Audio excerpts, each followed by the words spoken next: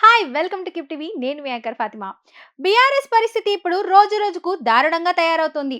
ఆ party assembly ఎన్నికల్లో ఓడిపోవడమే పెద్ద మైనస్ అయింది. ఇక ఎంపీ ఎన్నికల్లో అయితే ఒక సీటు కూడా రాలేదు. దాంతో బీఆర్ఎస్ ను వీడుతున్న వారే ఎక్కువ అవుతున్నారు. కాంగ్రెస్ ఇప్పుడు బీఆర్ఎస్ ను ఖాళీ చేసేదాకా వదిలేలా కనిపించట్లేదు. ఇక ఒకవైపు కవిత జైల్లో ఉన్నారు. ఆమె బయటకు వచ్చే మార్గమే కనిపించట్లేదు.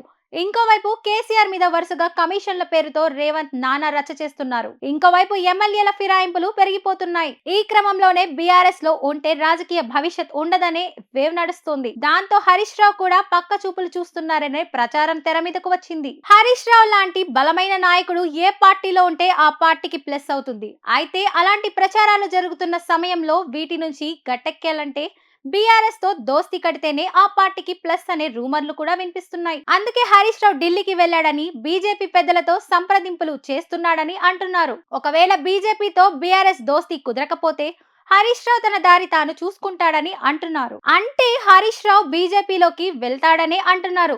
అదే విషయాన్ని తాజాగా ఈటెల రాజేందర్ బలపరిచారు. బీజేపీలో చేరే విషయంపై హరీష్ ఆలోచన చేస్తుండవచ్చని, ఈ మేరకు అవకాశాలున్నాయని వ్యాఖ్యానించారు. రాజకీయాల్లో ఎప్పుడు ఏదైనా జరగొచ్చని, దానికి ఎవరము ఏమి చేయలేమని తెలిపారు ఈటెల రాజేందర్. తెలంగాణ బీజేపీ పగ్గాలు ఈటెల రాజేందర్ కు ఇస్తారనే ప్రచారం జరుగుతున్న సమయంలో ఈటెల ఇలాంటి కామెంట్లు చేశారు అంటే ఖచ్చితంగా ఆయనకు సమాచారం ఉందేమో అంటున్నారు. ఏ సమాచారం లేకపోతే ఆయన వ్యాఖ్యలు చేయరు కదా అంటున్నారు. నిజంగా హరీష్ రావు బీఆర్ఎస్ ను వీడి వెళ్తారా అంటే అనుమానమే.